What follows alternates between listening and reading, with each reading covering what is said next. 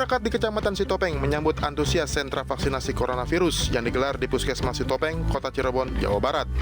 Didukung MNC Peduli, sentra vaksinasi ini menyediakan 200 dosis vaksin untuk semua jenis kategori, yakni suntikan dosis pertama dan kedua, serta suntikan dosis ketiga atau vaksin penguat.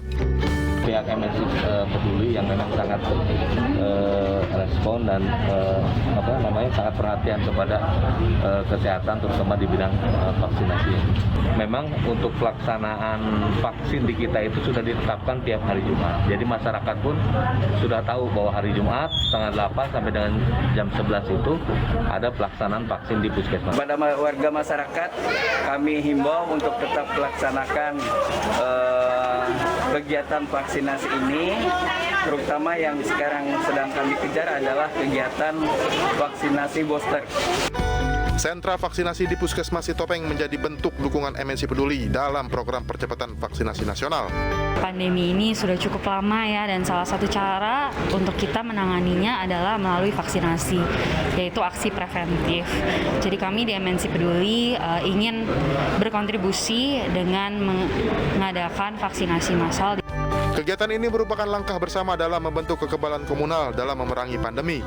Dari Cirebon, Jawa Barat, Miftahuddin, iNews melaporkan. Pemirsa, Majelis Hakim Pengadilan Negeri Jakarta Timur memvonis mantan Sekretaris Front Pembela Islam Munarman 3 tahun penjara dalam kasus tindak pidana terorisme.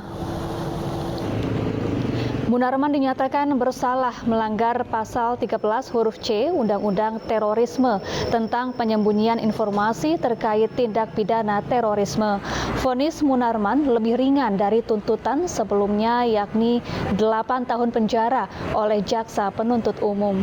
Usai pembacaan putusan, baik terpidana Munarman maupun jaksa penuntut umum memastikan akan mengajukan banding atas putusan hakim. Pengajuan banding selambat-lambatnya diajukan 7 hari setelah putusan dibacakan. Ditetapkan yaitu Undang-Undang Nomor 15 Tahun 2003 tentang Penetapan Perpuluhan 1 Tahun 2002. Sementara itu, terdakwa kasus penistaan agama M. Kosman alias MKC divonis 10 tahun penjara oleh Majelis Hakim Pengadilan Negeri Ciamis, Jawa Barat. Vonis itu sesuai dengan tuntutan dari jaksa penuntut umum.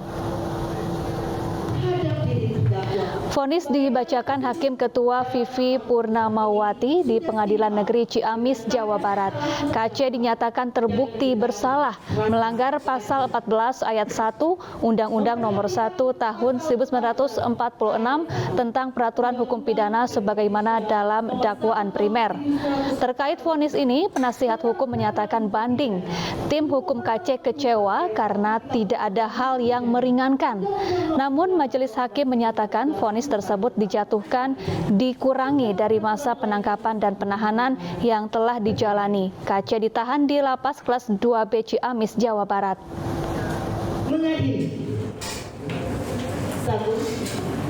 Pemirsa, jadwal KRL kini terdapat penyesuaian mulai 4 April. Setiap harinya jam operasional mulai pukul 4 pagi hingga pukul 12 malam dan boleh berbuka di gerbong. Mulai 4 April 2022, KAI Komuter Lain Jabodetabek mengoperasikan 1.053 perjalanan per hari dari sebelumnya 1.007 perjalanan per hari dengan mengoperasikan 94 rangkaian KRL. Ditambahnya jumlah perjalanan berpengaruh kepada penambahan jam operasional mulai pukul 4 pagi hingga pukul 12 malam. Pada jam sibuk pagi hari, KRL beroperasi 376 perjalanan dari sebelumnya 309 perjalanan. Sementara pada jam sibuk sore hari menjadi 337 perjalanan dari sebelumnya 241 perjalanan.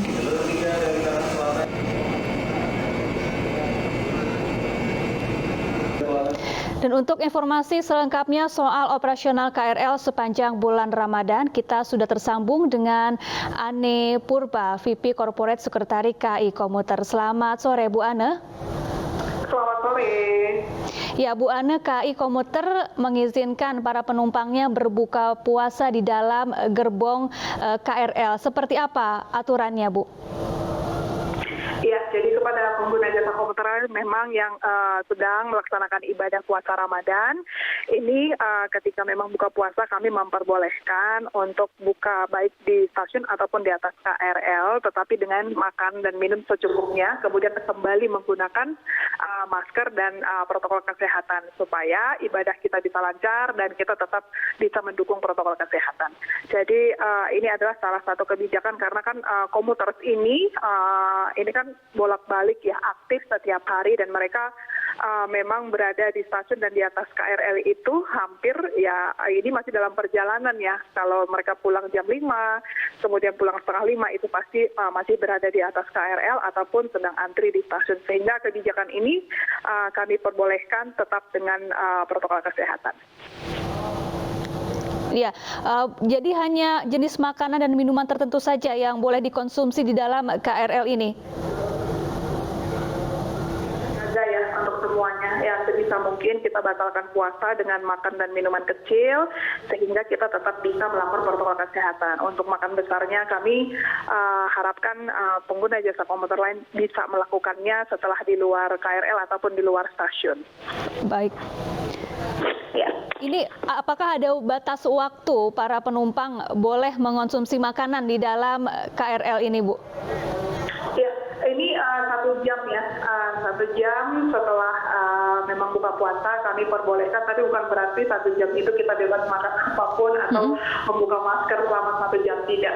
Tetapi kan ada beberapa daerah ya, karena kita melayani di 3 provinsi, dan dari buka puasa diharapkan mereka bisa membatalkan puasa di atas KRL ataupun stasiun, setelah itu kembali menggunakan masker ataupun dengan menegakkan protokol kesehatan.